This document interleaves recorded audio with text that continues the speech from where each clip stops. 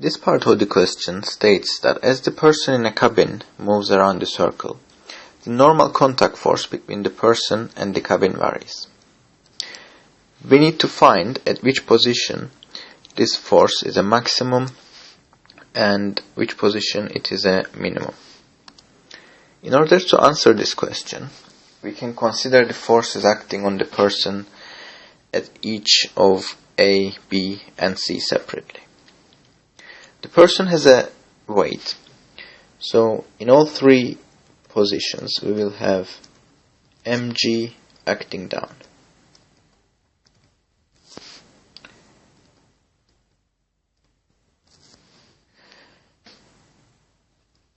And we will also have a normal reaction between the person and the cabin, which will be in the opposite direction of the weight.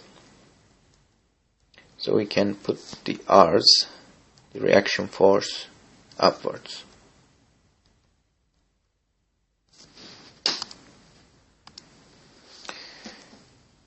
We can now consider what's happening to these forces in each of the positions separately. If we look at position A, they're all part of a circular motion path. So the equation that we should be writing is F equals mv squared over r.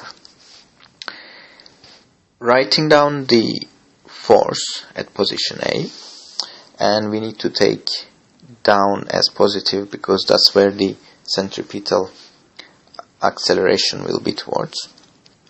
We can say that mg minus r is equal to mv squared over r, and we can find that r is equal to mg minus mv squared over r. We can do the same for position C. So starting with F equals mv squared over r, we can take r to be positive because it's going towards the center of the circle, minus mg, that should be the centripetal force. And making r the subject, we have r plus, we have got r is equal to mg plus mv squared over r. And for position B, we can do the same. The difference between position B and positions A and C is that in the vertical direction where the weight and the reaction forces are acting, we do not have any acceleration because the centripetal acceleration is towards the center. So instead of mv squared over r, the resultant force should be equal to 0. That gives us that r is equal to mg.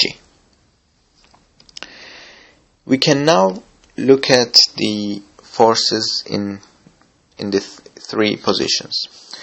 In position A, we have got mg minus mv squared over r, which means that in position A, the reaction is less than the weight because we are subtracting mv squared over r.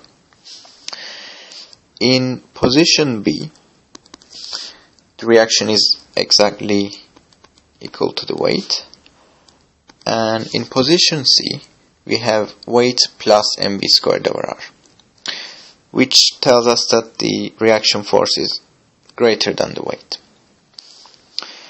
As a result, we can conclude that the maximum the maximum reaction will be at position C, because it's greater than the weight. In others it's either equal or less than the weight. And the minimum R will be at A.